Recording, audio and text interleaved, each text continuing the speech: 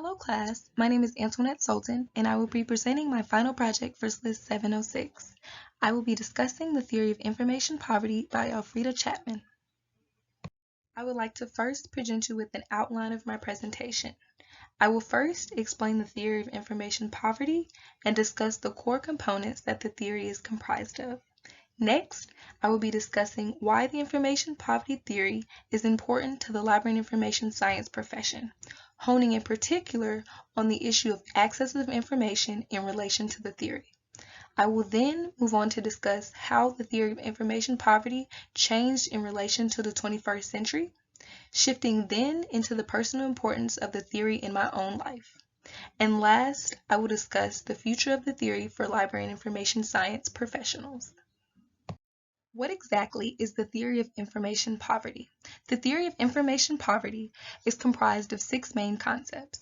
Chapman proposed that people who experience information poverty experience it for one of these 6 reasons.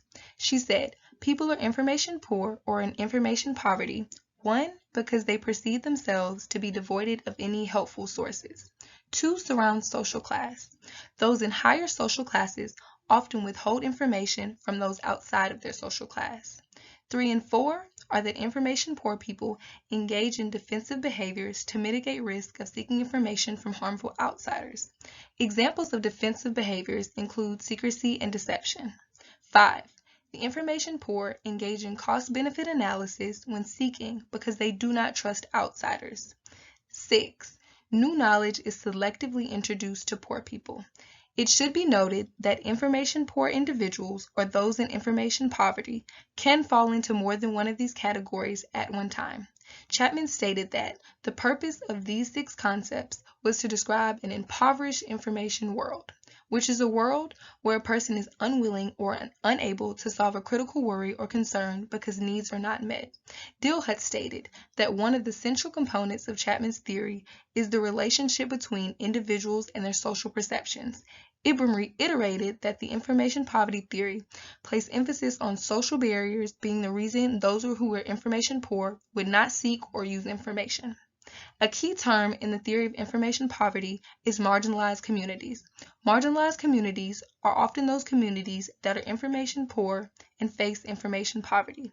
The Minnesota Psychological Association sees these communities as living outside of mainstream society and having been systematically excluded in some way.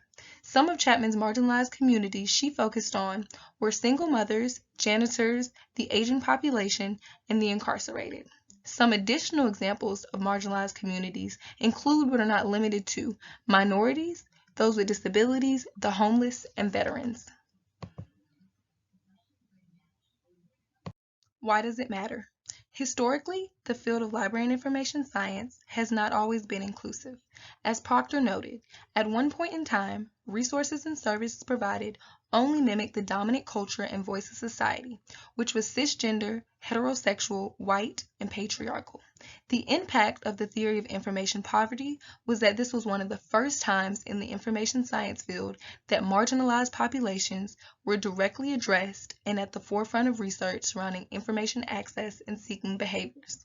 Mehra stated, Chapman was instrumental in shifting the privileged information science researchers' gaze towards marginalized populations and their inner lives and experiences, to then analyze how librarians could effectively help them retrieve information and gain access to knowledge. Chapman opened the door for library and information science professionals to begin to examine how diverse, inclusive, and equitable the field really was. Additionally, a professional ethic of librarianship written by the American Library Association says, we affirm the inherent dignity and rights of every person. We work to recognize and dismantle systematic and individual biases, to confront inequity and oppression, to enhance diversity and inclusion, and to advance racial and social justice in our libraries, communities, profession, and associations through awareness, advocacy, education, collaboration, services, and allocation of resources and spaces. It is our obligation as librarians to try our best to minimize information poverty for our patrons and in our community.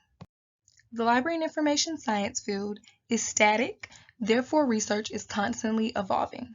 Since Chapman's initial introduction of the theory of information poverty into the field, several key expansions and reconsiderations for the theory have been made. In 2019, researchers Gibson and Martin made note that Chapman's theoretical framework described marginalized communities and power imbalances manifested in information behavior. However, she primarily focused on the behavior of the marginalized instead of the institution creating the poverty. Mehra notes that Chapman's theory was aligned with some of the ideologies from her time period. However, to make the theory more relevant in today's society, it needs to be looked at through a lens of critical race theory and social justice. By expanding this theory, by looking at it through these two lenses, we as information professionals can delve deeper into how we get out into the communities and cater to marginalized population information needs. Although Chapman's theory has been redefined, information professionals such as Gibson and Martin still agree that persistent lack of information access as experienced by a group or individual usually is a result of social factors embodied by various types of information-related inequities. Historically, African Americans have not always been afforded the opportunities to access the same information as other communities. Therefore, African Americans are one of the groups that can fall under Chapman's marginalized. One of the main reasons I aspire to be a librarian is so that I can be just one more voice for African Americans.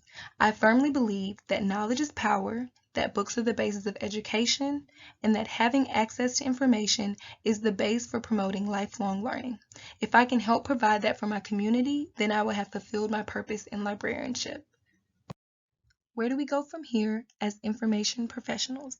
Chapman's theory of information poverty was the start of helping marginalized populations gain access to information. However, the work has just begun. Libraries serve a diverse group of patrons, and librarians need to continue to go out into their communities to further investigate what hinders some patrons from accessing information so that we can better serve them.